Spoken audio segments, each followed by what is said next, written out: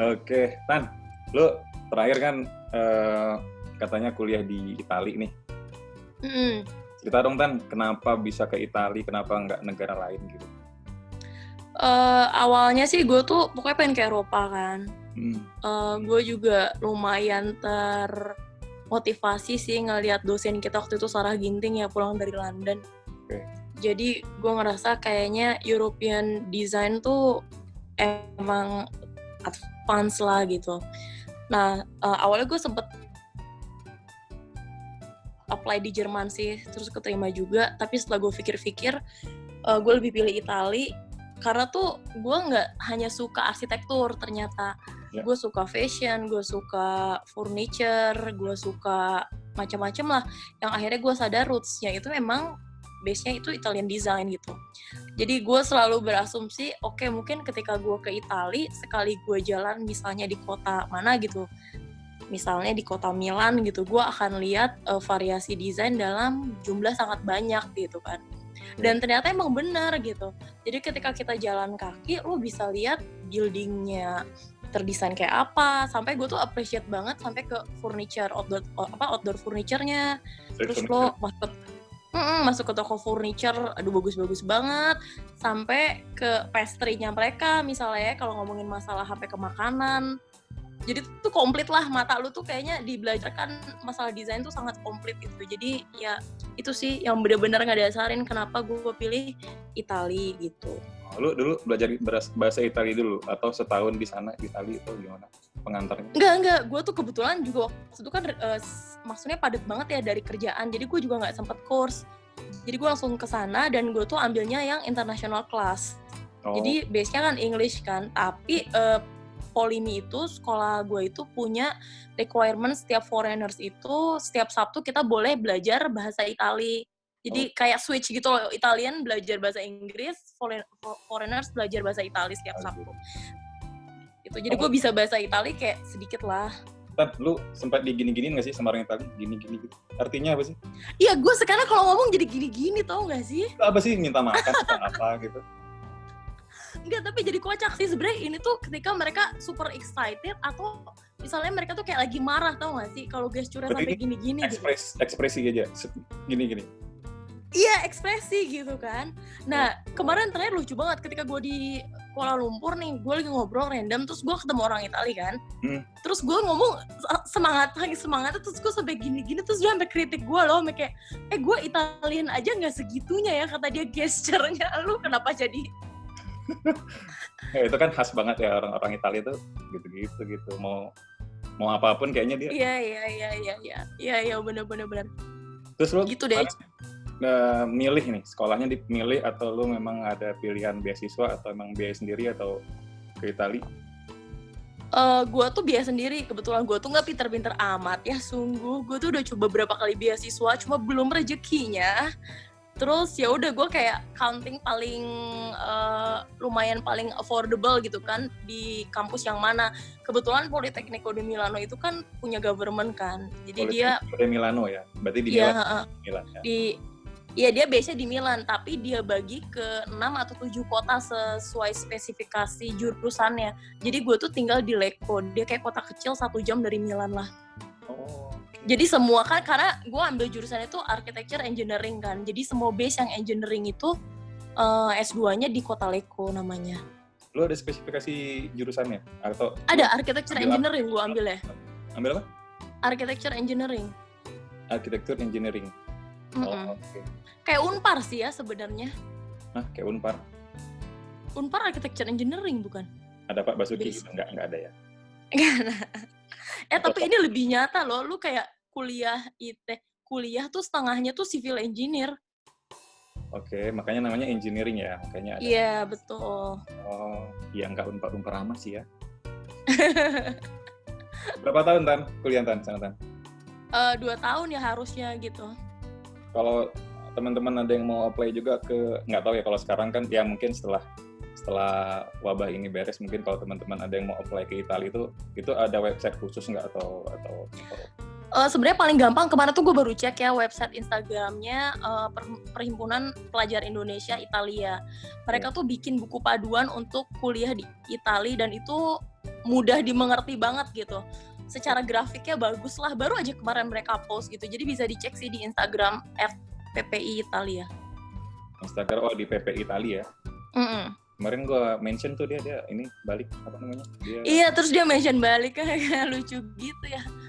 Padahal gue udah lama banget ya maksudnya nggak berhubungan, tapi gue ini sih update lah. Gue mau balas IG story-nya yang gini-gini, nggak ada emotnya gini-gini. Berapa lama Tan kuliah sana Tan? 2 tahunan ya.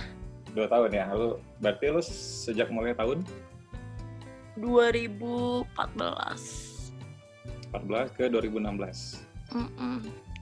Terus ya udah deh gitu. Itu keren ya. Nanti teman-teman boleh nanya ya tentang kalau ada yang mau kuliah di Italia. Boleh. Sekarang makin banyak sih orang Indo yang kuliah, terutama arsitek atau desainer ya, kuliah di kampus itu. Di kampus itu ya? Oke. Tan, kan gue lihat di CV lu juga ada nih jadi ketua PPI Itali. Nah, itu Perhimpunan Pelajar Indonesia kita sebutnya. Terus untuk Itali? Untuk Itali, jadi setiap negara itu harus punya ketuanya gitu. Oh gitu, setiap negara, berarti lu perwakilan dari Indonesia?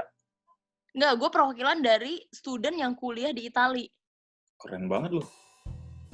Iya, jadi ini FYI ya. Kita itu student Indonesia punya organisasi paling besar sedunia. Kita sebut Perhimpunan Pelajar Indonesia Dunia. Ya. Satu-satunya loh di dunia. Dan kita connecting totalnya terakhir kemarin ada di 57 negara. Yang artinya mahasiswa Indonesia itu kuliah di 57 negara di dunia. Hebat kan? Oke. Itu moderatornya belum pernah kuliah luar negeri, makanya nggak tahu. Tahu bang, pernah bang di ini bang, di Jatinangor bang. Oke deh, lanjut lah. Udah ngasem, cuma ngomong itu doang. Iya Tan, berarti cerita dong kenapa bisa terpilih jadi ketua PPI Itali 2016-2017 ya? 2015, 16 gue jadi ketua PPI Itali, terus 16-17 gue jadi koordinator PPI Dunia. Sebenarnya sih apa sih? Sebenarnya basicnya mungkin suka organisasi sih ya, dan sebenarnya ini spiritnya lebih ke ini. Gue tuh pengen ketika gue jauh dari Indonesia, gue bisa bantu apa sih? Emang sih kedengarannya kan kayak klise ya sebenarnya gitu, tapi itu sungguh loh, itu yang bener-bener mendasari spiritnya supaya bisa join di komunitas sesama orang Indonesia dan punya pikiran step-step apa sih yang bisa kita kontribusiin gitu. Nah terus waktu itu kita ya yang pasti bikin seminar udah paling gampang sih waktu itu gitu kan, dan juga selalu disupport sama KBRI gitu. Nah terus ya udah kita bikin seminar, terus kita kayak bikin beberapa kegiatan gitu tentunya yang mendukung KBRI Roma waktu itu, sampai akhirnya ada pergantian pemilihan ketua gitu. Ya udah terus mereka itu voting sih, biasanya selalu ada kayak simposiumnya terus voting gitu. Terus waktu itu kepilih deh jadi ketua PPI Italia. Berarti itu lu dapat link banyak dong ya? Iya lumayan, tapi paling juara banget ketika gue jadi koordinator PPI Dunia sih. Itu linknya udah nggak ngerti lagi sih. Maksudnya networking yang didapat, terus kerjasama, nambah temen dalam jumlah sangat banyak gitu.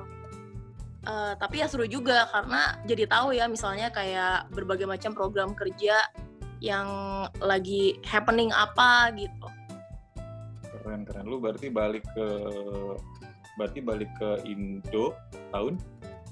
Lu balik ke Indo atau langsung kerja di luar negeri atau di? Gue tuh tahun 2000, gue tuh kerja di London dulu sebelum gue pulang ke Indonesia kan. Jadi gue pulang ke Indo 2016-an lah. Oke, Indo 2016.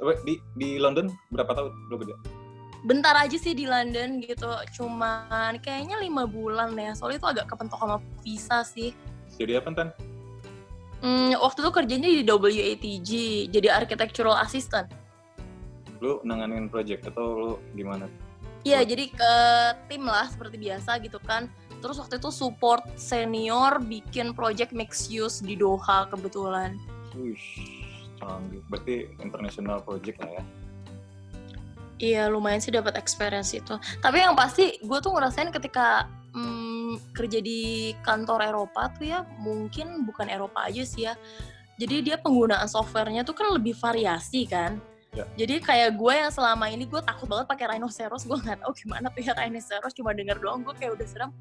Tapi di sana gue kayak dituntut harus pakai itu gitu, terus gue harus pakai, iya jadi softwarenya tuh beberapa requirement yang emang lo harus bisa gitu. Itu sih lumayan challenge-nya. Iya, dan akhirnya bisa ya. Gue berarti dari London balik langsung ke Indo. Gue pulang ke Indo, terus gue masuk ke kantor yang sampai sekarang gue masih bekerja di situ gitu, Mulia Group. Jadi sebelum sekolah gue di Indonesia, gue kerja di Mulia Group. Okay. Sekarang gue udah pulang ke Indonesia di Mulia Group lagi. Oke. Lo cerita dong, berarti sekarang jadi project arsitek ya di Mulia Group itu ya? Iya. Itu total udah berapa tahun Tan kerja di situ Tan? Total balik ini berarti hampir 4 tahunan ya. Tapi kalau di total dari zaman dulu udah mau 6 tahunan sih gue kerja di Mulia Group ini. Diakumulasiin 6 tahun lah ya. Ceritain dong Tan, bedanya. Lu sekarang project arsitek itu beda nggak sih sama arsitek junior, arsitek senior atau apapun lah, maksudnya dari struktur organisasi dia posisinya di mana sih project arsitek itu? Jadi sebenarnya kalau di Mulia Group dia itu sama dengan senior arsitek. Senior project arsitek ya. Cuma ya jelas bedanya ketika di project arsitek kita kan kebetulan kemarin tuh projectnya kan di Kuala Lumpur. Jadi yang diposting itu cuman manajer, maksudnya senior manager, terus gua, jadi 2 orang dikirim dari Indonesia kan. Terus kita punya 2 orang project architect which is Malaysian. Jadi total ada 4 orang jadi project architect gitu. Nah, sebenarnya sih bedanya ya jelas-jelas apa ya, kalau jadi project architect tuh dan hidupnya di site lagi ya. Kita benar-benar diposting ke site ke Kuala Lumpur tuh benar-benar setiap hari tuh hidup di site. Ya benar-benar nanganin semua apa real problemnya project sih setiap hari. Jadi gimana gue diskusi dengan kontraktor, gimana gue diskusi dengan supplier, gimana gue solving langsung detail yang emang nggak meet design gitu. Tapi apapun itu, kalau memang major perubahannya itu major, gue harus tetap laporan dulu ke principal arsitek di Jakarta gitu. Berarti lu bikin guidelines juga, guideline design lu bikin juga? Enggak, jadi kalau Mulia Group itu sistemnya semua desain itu sebenarnya udah solve dari kantor Jakarta. Exchange 106. Sebenarnya sempat ganti nama sih, tapi in the end finalnya tuh namanya di Exchange 106. Kenapa 106? Karena dia total floor-nya itu bukan secara construction ya, secara marketing level itu mencapai ke 106 gitu. Nah kebetulan building ini udah selesai sekarang. Kita kerjain ini selama 5 tahun ke belakang. Bisa dikatakan selesai itu awal Januari 2020 lah. Dan sekarang tuh dia pegang the tallest building in Southeast Asia gitu, even melebihi Petronas 40 meter. Nah, jadi kita bisa lihat ini ada spesifikasinya, ada land areanya, totalnya, buildingnya 492 meter itu ketika mencapai atasnya rooftop sih, nanti kita bisa lihat di sectionnya ya. Nah terus beberapa zona floor lift banknya kita bagi ke low zone, mid zone, low high zone, sky lobby, high zone, super high zone, dan sky floor gitu. Nah kebetulan building ini tuh kan terletak di area satu mixed use development ya, namanya Tun Razak Exchange. Jadi dia juga punya connection tersendiri ke MRT Tun Razak gitu, dan juga ke building-building lainnya. Jadi kalau di Kuala Lumpur, gue tuh lihat ya, salah satu challenge-nya dan juga requirement dari government bahwa setiap building itu mau dia underground mungkin sama kali ya kayak di Singapura, atau misalnya dia di level lobby level gitu ya, dia tuh harus connecting ke building tetangganya seperti itu. Terus kalau misalnya kita lihat lagi, sebentar ya, saya mau buka floor plan-nya sih biar kebayang. Floor plan-nya tuh ini, dan nah kalau misalnya dilihat dari floor plan-nya, oke. Ini jelas nggak sih kan dia ketika di zoom gini? Tulisannya sih nggak kebaca sih, tapi ya Nggak kebaca ya? Nggak kebaca ya. Oke, jadi ini area lobby levelnya ya.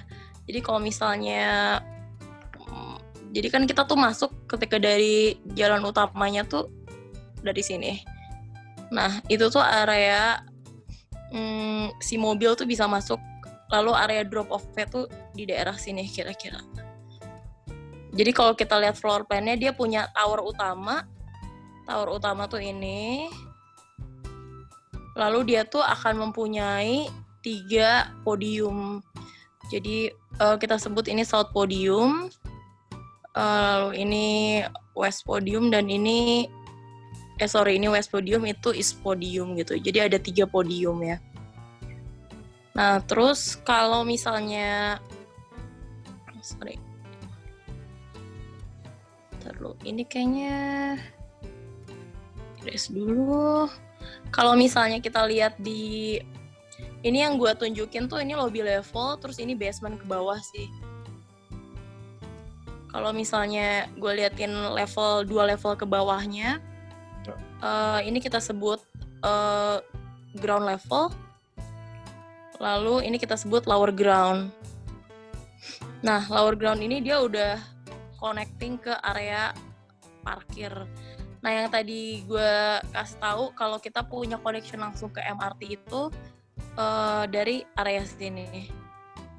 Nah, kebetulan ini area yang sebelah kanan ini dia langsung nyambung ke desainnya DP Architects, area per shopping mall.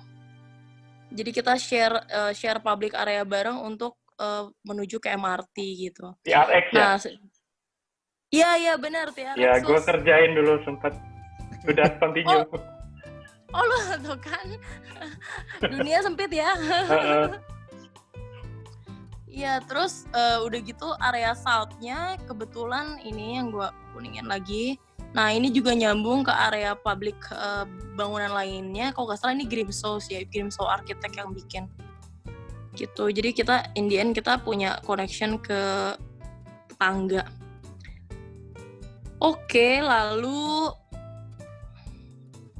coba ya. Kita ada gue tuh selama gue di project gue banyak banget sih nge-capture foto proses ini ya, foto proses ketika bikin detail atau apapun itu.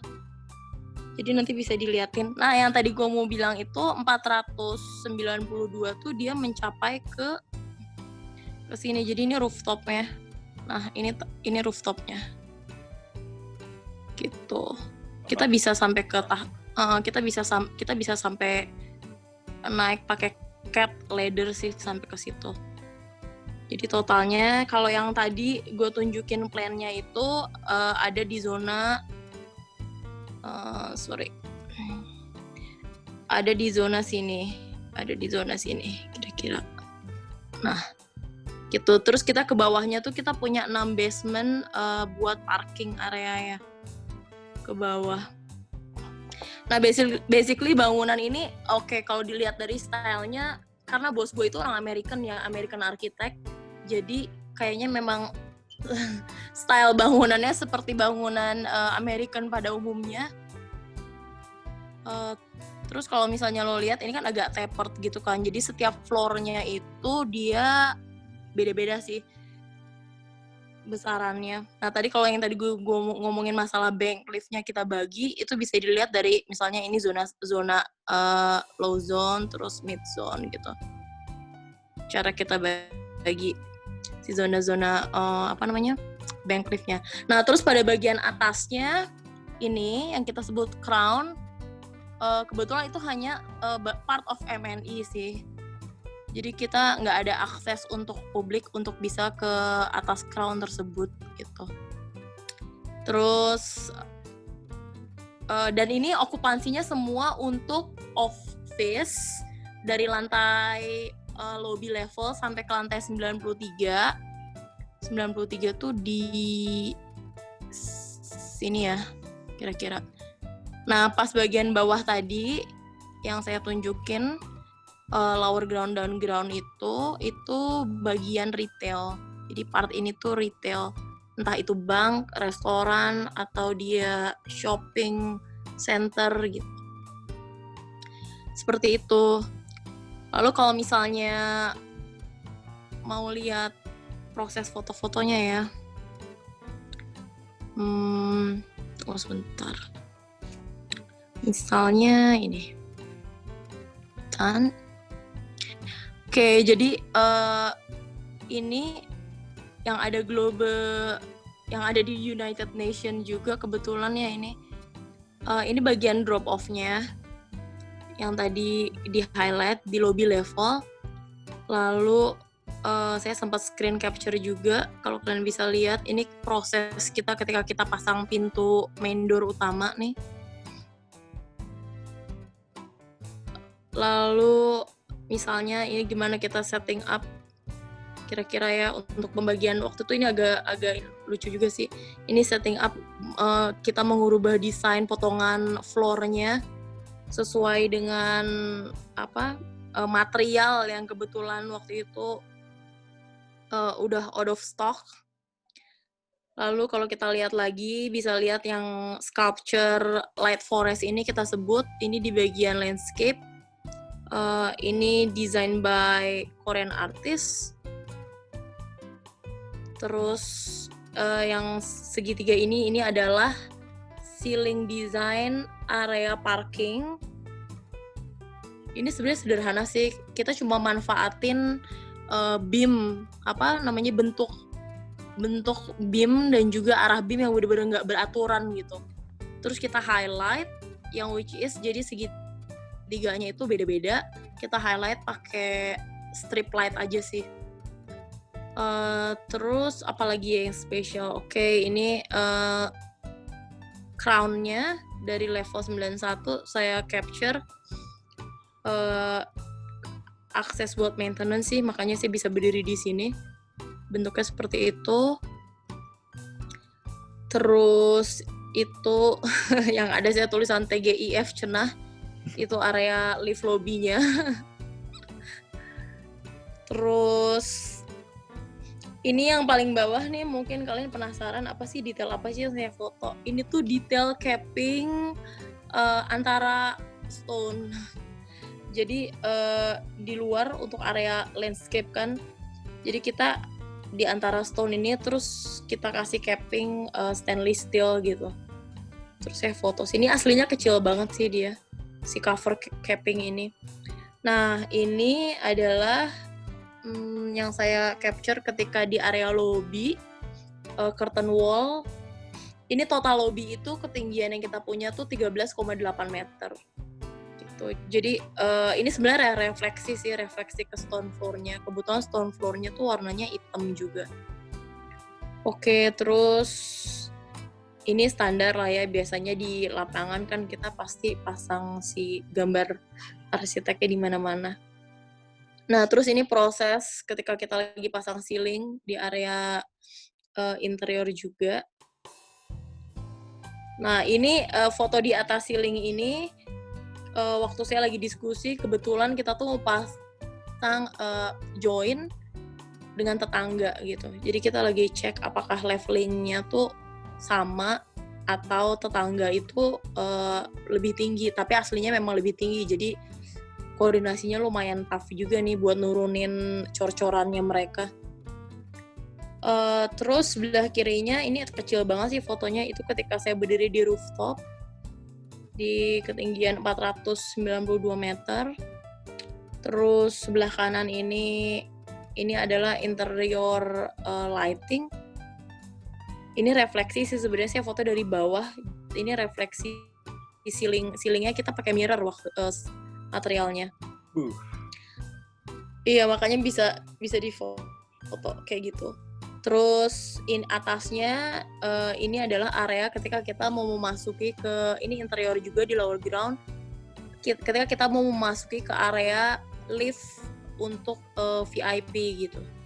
Kurang lebih gambarannya kayak gitu. Terus ini saya nggak penting juga sih, tapi saya kayak jadi baru tahu, oke, jadi kita tuh ada beberapa lantai yang menurut government tuh requirement-nya cukup ketat gitu. Jadi kayak lower ground itu harus 4 hours rated kan. Terus kayak misalnya ground harus 2 hours rated gitu. Jadi kita waktu itu pilihnya pakai gypsum kan, dan saya tuh kayak baru tahu juga sih gimana 2 hours, gimana 4 hours ya kalau misalnya pakai gypsum atau misalnya pakai block wall segala macam. Ini saya foto detail ini pakai gypsum sih. 2 hours rated itu seperti apa? Terus sampai hal kecil pun kita desain. Kebetulan kalau di Mulia Group tuh emang bosnya tuh dia dari yang major, bayangin ya, sampai hal kecil, sampai gagang pintu pun dia lumayan detail gitu. Contoh detail yang dia desain pun seperti ini sih. Ini tuh hanya grafik signage buat toilet kan. Ya. Ya. Tapi mungkin desain ini ya bisa dilihat juga sih dimanapun. Terus ada ini juga sih satu foto site lagi yang pengen saya kasih lihat. Terus bentar, kayaknya ini deh. Oke, ini mungkin hampir sama. Oke, ini yang saya zoom, ini kita kayak lagi di lantai 92. Kita lagi berusaha pasang ceilingnya. Terus ini detail railing yang lumayan slick juga sih, makanya saya sampai foto. Oke, ini gambarannya yang tadi ya, detail crown-nya seperti apa. Nah, di dalam crown itu kurang lebih kayak gini sih dia strukturnya. Kurang lebih kayak, terus ini kalau malam jangan tanya kenapa lighting desainnya kok kayak tanda kayak pulpen gitu nunjuk ke atas. Terus udah sih paling ini area landscape yang juga kita desain ya. Oke, paling gitu aja sih, Ngan. Sip. Keren. Detail. Ini lighting yang banyak tadi sih ya. pengen nanya nih sebenarnya. Boleh. Cuma kayaknya kita kasih kesempatan ke teman-teman lain dulu deh. Kalau ada yang mau bertanya silahkan. Baik itu seputar kuliah di Itali ataupun menjadi arsitek di perusahaan besar. Saya kasih silakan dulu, siapa yang mau bertanya monggo silakan langsung aja di unmute saja. Boleh nanya? Mas Dian ya. Oh. Silakan. Mbak Intan mau nanya. Halo. Halo, saya Dian. Kalau proyek arsitek dilibatkan dari segi desain, saya sampai sejauh mana ya dari tahapan desain? Oke. Langsung aja nih ya jawab ya. Yup. Ya. Iya. Sebenarnya kalau sampai tahap desain, ketika misalnya di lapangan ada beberapa detail yang memang harus dirubah, Mas, secara desainnya ya gitu. Dan bisa hal major, bisa hal nggak major gitu. Tapi kalau di kantor saya itu misalnya kita project arsitek udah punya sketsa nih. Oke, di lapangan tuh kepentok gini, sketsa solving problem kita ada 1, 2, 3 gitu. Saya tetap harus lapor ke prinsipal arsitek saya sih di Jakarta. Gitu, karena kan kita bekerja tim ini kan lumayan besar ya gitu. Tim arsitek yang terlibat di dalamnya gitu. Solving problemnya sampai seperti itu. Tapi kalau misalnya memang yang kayaknya kira-kira emang bisa langsung diputusin gitu ya di lapangan, contoh deh kayak gini saya jadi keingetan. waktu itu kita mau masang silen, itu hal kecil banget ya padahal pasang silen. Kita lagi pasang storefront nih, kan kita punya retail area kan. Nah, si silen itu dia kepentok sama struktur dan juga kita harus nyowak, jadi begitu kaca, storefront-nya kan kaca materialnya ya. Lalu bawahnya itu kita punya stainless steel sebagai cover dan kita juga punya silen, terus kita punya backingan gitu, backingan untuk shoes-nya yang nahan kacanya gitu kan. Nah, tapi secara struktur tuh ada beberapa part yang kepentok gitu. Sehingga si silennya requirement kita misalnya mau setengah milimeter itu nggak bisa cuma sampai kayak 1 mili atau 2 mili gitu kan. Kan itu sebenarnya ngaruh juga kan ke rigidan gelasnya ketika dipasang kan. Nah, kalau misalnya hal seperti itu gitu, saya bisa putusin sendiri gitu, apakah kita mau grinder si strukturnya sedikit ke bawah atau kita mau misalnya desain detail nggak berubah gitu kan, tapi kita kasih kayak penahan struktur lain gitu selain silen kayak gitu. Tapi kalau misalnya memang yang udah major sekali, misalnya kita lagi pasang ceiling design nih, lalu dia ada beam di atasnya sehingga misalnya kita nggak bisa pasang lampu, kita nggak bisa pasang sprinkler, yang akhirnya beberapa ceiling itu ketinggiannya tuh harus turun gitu, yang harusnya tuh flat rata ternyata harus turun. Nah, itu kalau udah major seperti itu kan jadinya berubah kan desainnya gitu. Kalau itu saya harus lapor ke prinsipal arsitek saya sih. Berarti Intan ikut ngedesain atau cek kerjaan atau gimana? Kalau ya ketika jadi project arsitek iya jatuhnya. Maksudnya ya, yang pasti cek kerjaan iya, tapi kalau misalnya ada problem ya jadinya desain apa dulu nih yang mau dikeluarin dari lapangan gitu. Berarti kalau dalam konstruksi ada yang berubah, tetap bisa berubah Intan ya? Nggak bisa major juga sebenarnya gitu, karena tetap aja ketika gue mau rubah major nih, gue harus konsultasi juga ke struktur engineer gitu. Oke, siap. Paham. Ya, balik-baliknya UUD dong. Apa tuh? Ujung-ujungnya duit. Ujung-ujungnya lu ngerubah langsung diganti sama kontraktor variation order. Nah, itu nge-charge lagi tuh ke arsitek. Kalau misalnya ujung-ujungnya dipingpongin, pasti yang kena arsiteknya dan harus bayar itu loh. Iya, dan itu kayak gitu. Ada berapa kali ini ya Sus ya, misalnya tergantung kontraktornya, misalnya dia cuma bisa maksimum 3 kali, maksimum 2 kali, maksimum 5 kali, itu beda-beda ya. Soalnya gue dulu pernah itu yang ngerjain Sentosa, itu kebetulan Hotel Michael. Nah itu yang salah emang kontraktornya sih, gambar dia telat, jadi harusnya dia karena proyek itu cepet banget, dia telat ambil gambar dan itu udah dikonstrak duluan.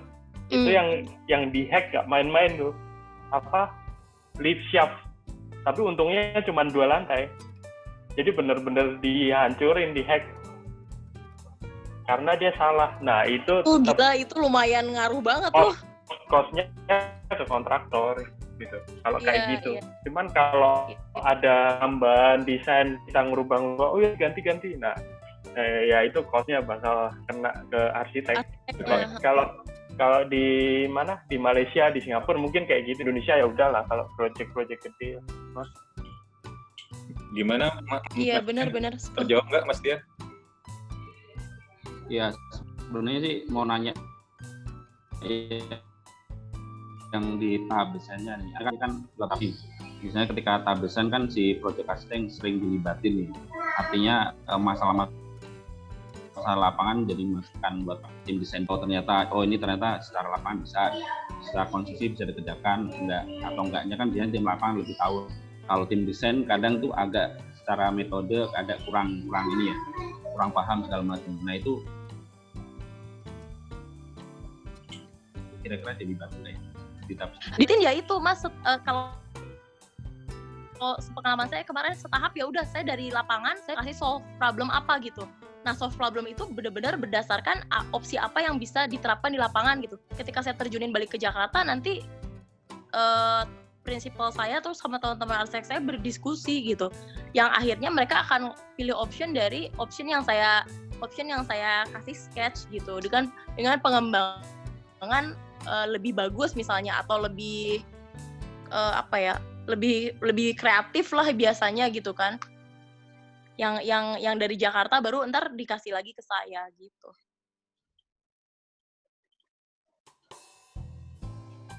Gimana Mas?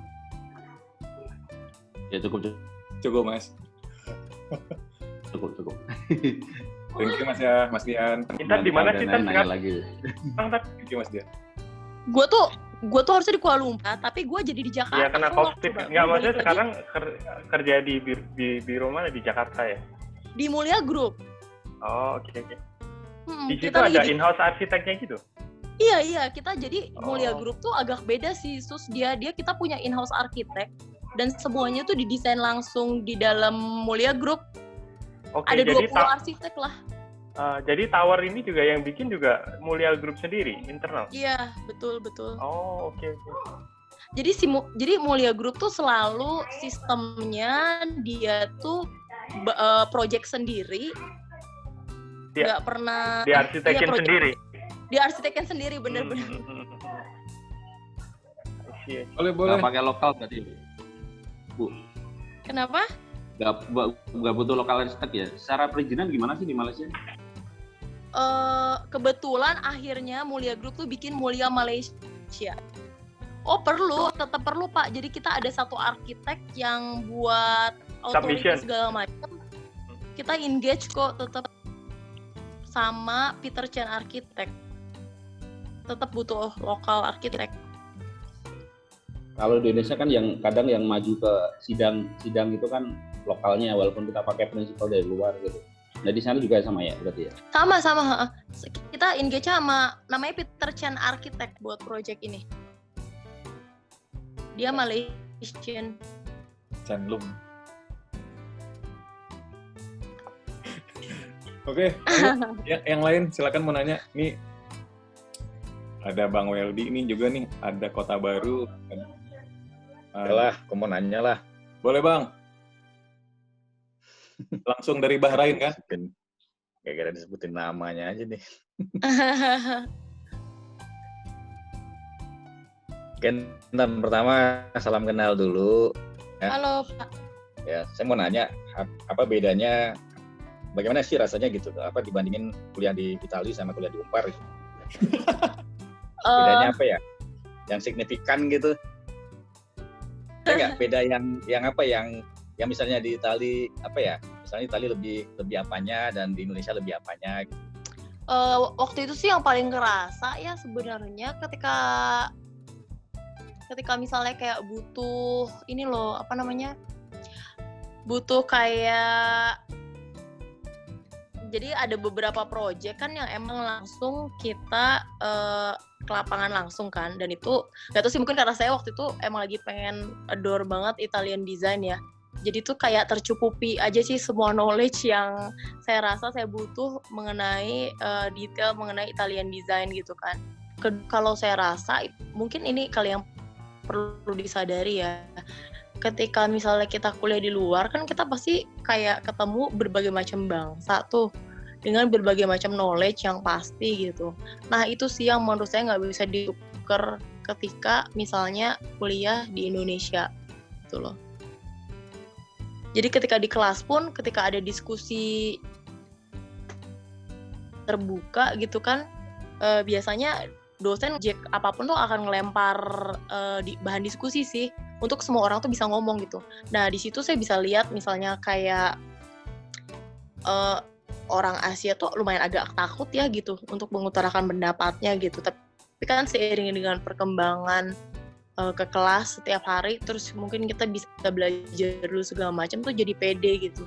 Nah di situ sih saya bisa flow dengan berbagai macam pola pikir yang mereka tuh ketika mereka bercerita dan sharing tuh mereka akan bawa background masing-masing gitu. Jadi kita sebagai student kampus Polimi tuh punya akses juga sangat luas loh untuk cari literatur itu gitu. berbagai macam website gitu kan, terus kayak tinggal key-in oke, kita student Polimi gitu, kita bisa seluruh Eropa, terus kita bisa akses sampai ke beberapa website dari Amerika juga gitu. Ya itu benar-benar salah satu kelebihan juga sih ketika kuliah di Eropa. Jadi aksesnya gratis gitu ya. Mudah lah, dimudahkan. Oke deh. Gimana Itu Bang? saja pertanyaan Kulin. Terima kasih. Oke. Monggo yang lain silakan. Ada yang mau bertanya? Ya nggak jauh beda lah. Nggak jauh beda ya Bang ya. Ada yang mau tanya lagi? Monggo silakan. Kalau nggak ntar Andi Susilo nanya lagi. Oke, itu pada saat jadi pengurus PPI, biasanya tuh kita tuh mahasiswa Indonesia tuh doyan untuk ngadain seminar gitu. Pernah juga ya? Betul. Emang selalu itu. Emang selalu gitu. Ya, karena waktu aku di Malaysia kan gitu. Pokoknya tuh kampus hebohnya gara-gara mahasiswa Indonesia doang. Malaysia lumayan banyak lagi student Indonesianya. Banyak. Hampir Kita 4.000-an ya. Mereka malah sering nanya itu. PPI nggak ngadain seminar lagi, PPI nggak ngadain conference lagi, itu kan gampang kalau dibayarin sih nggak mas. Ada sih pernah dibayarin juga ada. Itu kalau ya mereka sih sebenarnya kan ingin ngambil ini aja kan. Kayak kita ada untungnya buat kita juga, biar kita lebih terkenal gitu ya. Di luar gitu. Ya itu sih. Yalah, itu aja Lin. Thank you Bang. Sebenarnya media sharingnya lebih ini aja sih maksudnya, lebih juga networkingnya juga sih maksudnya, jadi lebih kebuka aja sih. Kalau misalnya, tapi ya memang tahapannya kalau misalnya yang saya rasainnya ketika PPI ngundang itu bisa sangat high expectation atau bisa kayak ya udah jadi standar student loh yang harus disadari. Chaotic background di dalamnya juga banyak juga tuh gitu untuk bisa manggil satu speaker.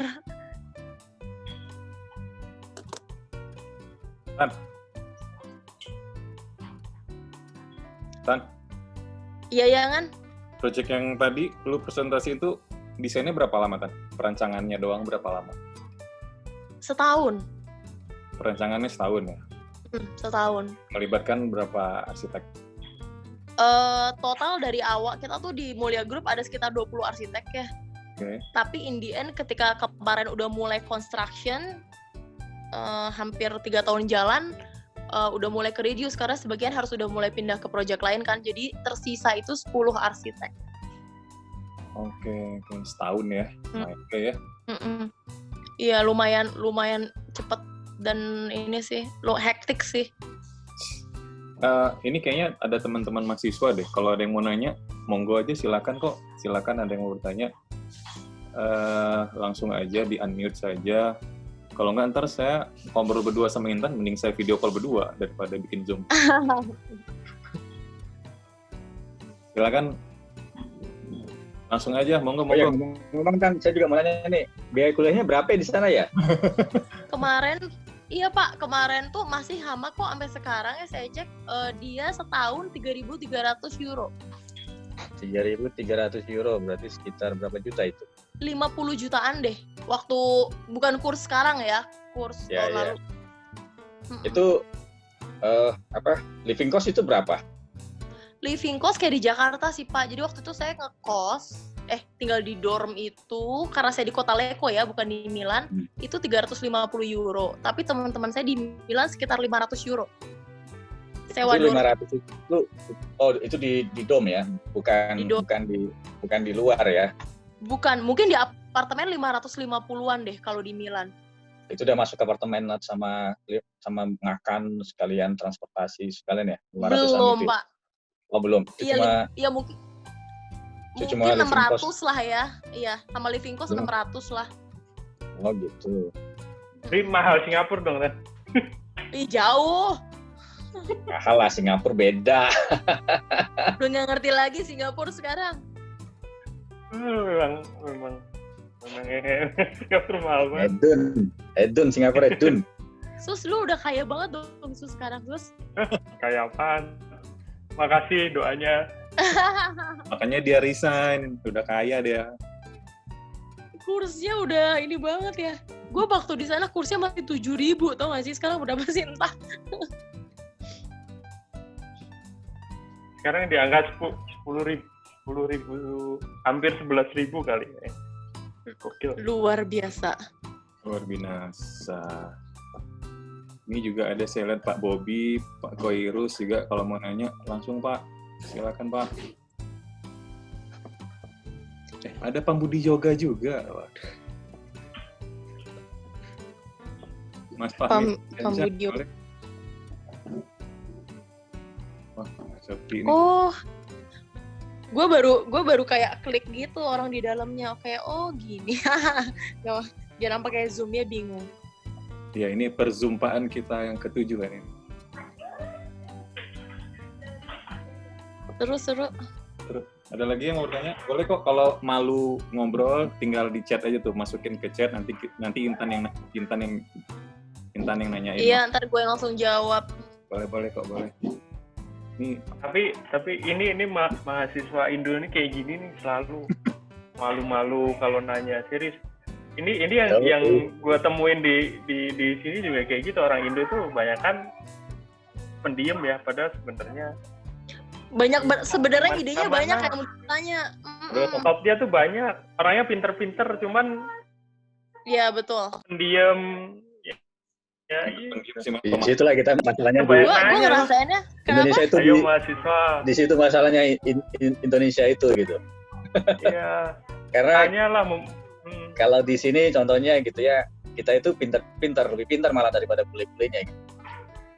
Tapi bule itu pintar ngomong gitu. Bule memang pintar ngomong di kitanya mana. Iya, setuju. Kita langsung mau ngomong juga mikir kan. Wah, ini udah langsung down dulu dengan apa ya? Udah fake aja, hantam aja, ngomong aja gitu sebenarnya sih. Betul. Kalau yang aku lihat ya, kalau aku perhatikan gitu, gimana mau di luar negeri itu, kita tuh sebenarnya benar pintar gitu, tapi kita kebanyakan diam. Iya, betul. Itu susahnya gitu. Bang Weldy, di Bahrain gimana Bang? Masih kuliah Bang? Masih lah. Nggak ada ini, amannya dengan Kuliahnya kuliah online. Terus sama mahasiswa gimana? Online juga ya? Online. Jadi si dosennya bisa datang bisa enggak, tapi tetap kuliah online. Oh, Kita punya platform sendiri. jadi Intan dan teman-teman lain, Bang Weldy ini sekarang lagi dosen di Bahrain ya Bang? Ya, Bahrain University. Bahrain University. Kok jadi aku yang presentasi? Wah, salah nih. Nggak apa-apa dong. Kan ngobrol. Nggak enak nih. Masa jadi tamu jadi presentasi, itu tamunya tuh yang orang presenter utamanya dong. Nih si Lindungan ini emang kerjanya kayak gitu tuh. Pak Bobby. Mantep lah. Tuh Pak Bobby mic-nya udah nyala tuh. Mau nanya apa Pak? Tuh, Tan, ada yang nanya Tan di chat Tan. Apa bedanya, tunggu sebentar. Apa bedanya kerja sebagai arsitek di perusahaan seperti Mulia Group dengan bekerja di biro arsitek? Jadi ya Mulia Group tuh sebenarnya, oke. Ini Mas Febrian lah ini masih kuliah nggak, Cie? Jadi gini, sebenarnya saya juga cukup idealis ya dulu waktu jadi mahasiswa. Saya tuh selalu pengen cuman masuk biro arsitek. Nah, sampai awalnya ketika saya dapat undangan nih buat interview di Mulia Group, saya tuh udah kayak skeptis duluan, kayak aduh, gue nggak mau masuk corporate terus kayak bukan biro arsitek gitu kan. Nah, tapi ketika ngobrol sama prinsipal arsiteknya, karena dia base-nya itu kan dari direkturnya HOK ya, sebelum ditarik jadi prinsipal arsiteknya Mulia Group. Jadi apa yang dijalani di dalam Mulia Group itu seperti biro arsitek pada akhirnya. Cara kita bekerja, cara kita menggambar, cara kita asistensi, itu benar-benar kayak bekerja di biro arsitek gitu kan. Cuma yang menjadi bedanya adalah karena proyeknya adalah proyek sendiri. Itu aja. Jadi semuanya engineer itu kita punya di Mulia Group. Tapi yang pasti memang kita juga selalu bekerja sama dengan konsultan lain gitu. Jadi walaupun kita punya engineer structure, kita pasti kerja sama dengan konsultan structure juga. Gitu. Jadi kalau misalnya ngejawab pertanyaan tadi, cara bekerjanya sih nggak ada bedanya ya gitu. Cuma yang beda tipe projectnya aja. Karena kita arsitek in-house-nya owner gitu. Tapi kita ngedesain dari mulai pre-preliminary design, kita bikin konsep, kita tuh presentasinya ke owner kita, ownernya Mulia Group. Sampai akhirnya kita bikin construction drawing, kita bikin development drawing, yang langsung yang diterjunin ke lapangan. Itu semua by arsiteknya. Gitu. Pertanyaan selanjutnya ya tadi. Kalau kuliah arsitek engineer, ilmunya berapa banyak yang terpakai ketika kerja sekarang? Nah, jadi sebenarnya pilihan juga ya. Jadi saya tuh ternyata lebih suka sesuatu yang teknikal gitu. Jadi kalau misalnya suruh pilih saya jadi arsitek designer atau saya jadi project arsitek, saya sangat suka ketika jadi project arsitek gitu. Makanya ketika saya S2, saya udah sadar betul nih, saya pengen kuliah yang berhubungan sama hal-hal yang lebih teknikal. Makanya saya ambil architecture engineering gitu. Jadi ketika di mata kuliah architecture engineering itu kan setengahnya memang pelajaran sipil kan. Misalnya apa sih waktu itu di Unpar Mektek gitu. Misalnya Mektek tuh ada lagi, Mektek tuh mekanika teknik ya. Nah itu tuh ada lagi ketika di S2 saya gitu. Terus kita punya beberapa fisika bangunan juga yang berhubungan sama hitung-menghitung. Nah kebetulan keuntungannya ya ketika saya jadi project architect, ketika saya misalnya diskusi nih dengan wind engineer gitu, atau saya berdiskusi dengan structure engineer gitu. Nah itu lumayan ada di satu pace lah, maksudnya saya menjadi mengerti gitu apa yang mereka hitung, kita lagi bicarain apa gitu, apa yang kita mau achieve gitu misalnya.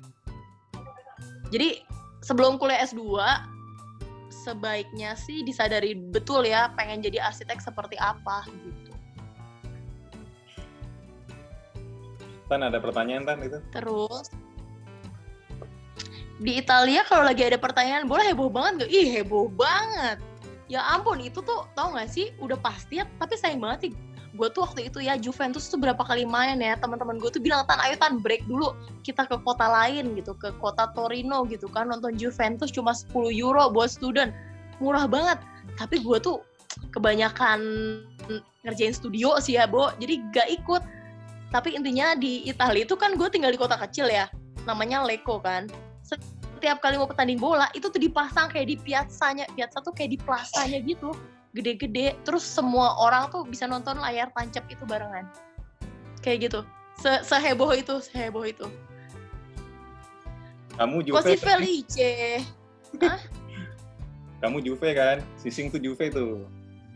Wih, Juve. Atau nggak sih, aku tuh Juve gara-gara ibuku dan adikku Juve dari zaman dulu. Ntar aku ganti Tapi baju. juga maaf. Itu ada pertanyaan. Pada bangunan tinggi mana lebih penting didahulukan desain atau strukturnya? Wow, dua-duanya dong. Entar runtuh juga. Jadi sebenarnya gini, ketika kita ngedesain ya, tunggu. Step satunya tuh apa ya kalau ngedesain high-rise building tuh? Oke, misalnya udah tahu nih formnya kan, gitu kan. Mau yang bentuk kayak teapot yang tadi saya sempat tunjukin gitu kan. Formnya seperti ini misalnya, coba ya kita kasih lihat lagi. Sebentar ya. Wait. Nah misalnya bentuknya tuh tapered kayak gini kan. Nah dari situ baru deh kita pikirin strukturnya mau seperti apa gitu kan. Dan untuk mencapai, misalnya kita udah tahu nih, oh nanti kira-kira tingginya gue mau mencapai hampir 500 meter gitu. Nah ntar kita bisa langsung ketahuan perlu berapa lift, perlu berapa besar lift shaft-nya gitu kan, terus perlu berapa besar beam-nya. Jadi kalau pertanyaan tadi pada bangunan tinggi mana yang lebih didahulukan, desain atau strukturnya? Ya pertama pasti dari desainnya dulu, baru kita pikir strukturnya. Dengan ketinggian gedung 492 meter atau 106 lantai, kira-kira satu menggunakan fondasi apa ya? Jenis tanah di lokasi tapak bangunannya tanah keras atau tanah gambut. Basement berapa lantai ke bawah dari permukaan tanah? Kebetulan waktu itu tanahnya mix ya. Kuala Lumpur itu. Jadi kalau nggak salah kita hampir pakai tiang pancang itu 18 meter ke bawah. Terus basementnya berapa lantai ke bawah dari permukaan tanah. Basement kita itu sebenarnya kalau misalnya dilihat, tunggu sebentar saya cari ininya lagi ya tadi si potongannya. Basementnya itu sebenarnya cuma 6 lantai. Cuman kalau dari permukaan tanah, basementnya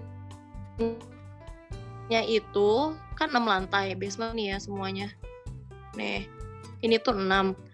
Nah, tapi karena area lobbynya itu dia di area sini ini kira-kira. Nah, jadi dia tuh basement 6 ditambah lower ground, dan lobby. Jadi dia kurang lebih hampir 8 lantai ke bawah ya. Kita floor to floor kita itu dia 5 meter, berarti hampir 40 meteran lah ke bawah. Oke, tunggu. Next, lihat chatting pertanyaan berikutnya. Kak, kalau pembuatan gambar desainnya nyelesain 1 tahun, kalau di lapangan nyelesain bangunannya sampai berapa lama Kak waktunya? 5 tahun. Project ini selesai itu 5 tahun. Jadi ketika gambarnya selesai setahun, tapi sampai tahun kelima juga masih banyak banget ya, karena ini punya owner kan, jadi lumayan perubahan desainnya tuh kasarnya seenak-enaknya aja sih gitu. Jadi masih ada aja kita ngeproduksi construction drawing kemarin sampai ke tahun kelima.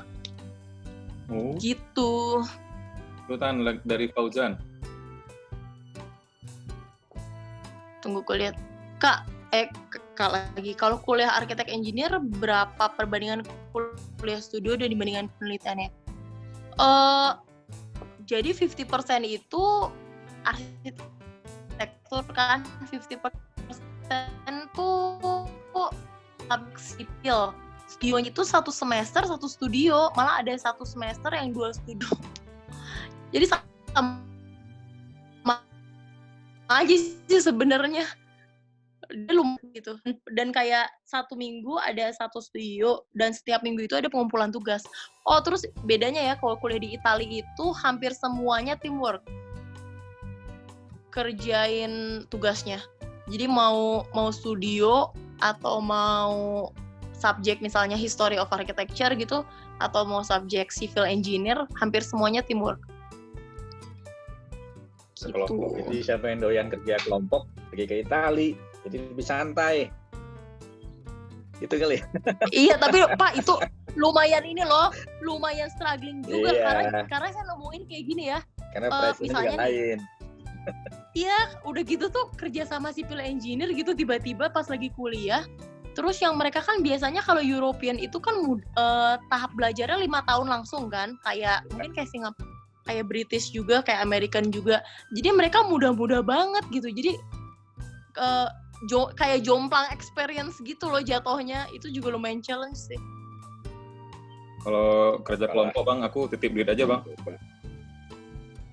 Apa? Titip duit aja. Kenapa? Titip duit aja, kalau ada mau jilid-jilid, print ntar aku bayar aja udah.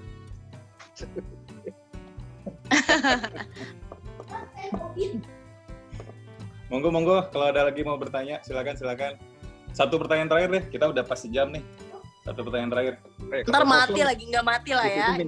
Minta TOEFL ya? TOEFL itu berapa ya dia minta? Lumayan dia, ya? 600. lumayan rendah sih Itali itu. IELTS-nya cuma 6, tapi nggak tahu sekarang.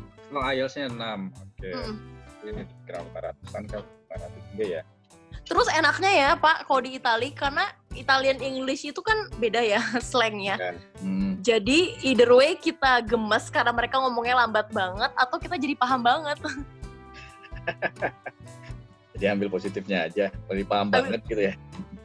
Iya, karena mereka kan gitu kan, maksudnya cara ngomongnya kayak gitulah. Iya. Tan, itu ada yang nanya Tan dari Mas Indra tuh.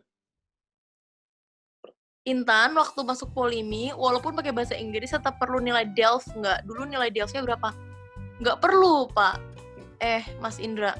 Delft itu cuma itu doang kok. Polimi tuh syaratnya either way cuma TOEFL atau IELTS. Dan IELTS-nya 6 waktu zaman saya. Ya sebenarnya kalau saya bandingin ya, dia dibandingin negara lain, requirement-nya tuh nggak terketat gitu. Maksudnya dibandingin Prancis atau Inggris gitu kan, dia lumayan standarnya agak di bawah sih. Ada pertanyaan lagi? Oke, thanks. Oke, kita tutup dulu aja pertanyaan sesi sore ini. Thank you ya Intan sudah meluangkan waktunya. Thank you ya Dungan. Yoi. Thank you semuanya. Mas Andi, Mas yang lain-lain juga. Kalau mau videonya, ntar saya kirim ke email. Nanti isi aja di sebentar ya, saya isi.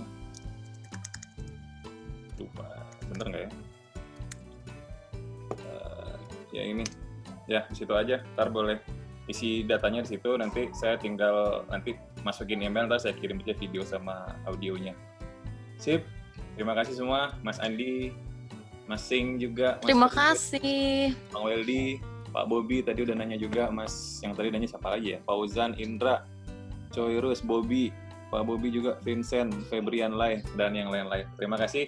Nanti kita ketemu lagi hari Selasa. Hari Selasa ada arsitek dari Jakarta juga. Kita ngomongin karya juga sama tentang tentang etika berpromosi. Arrivederci.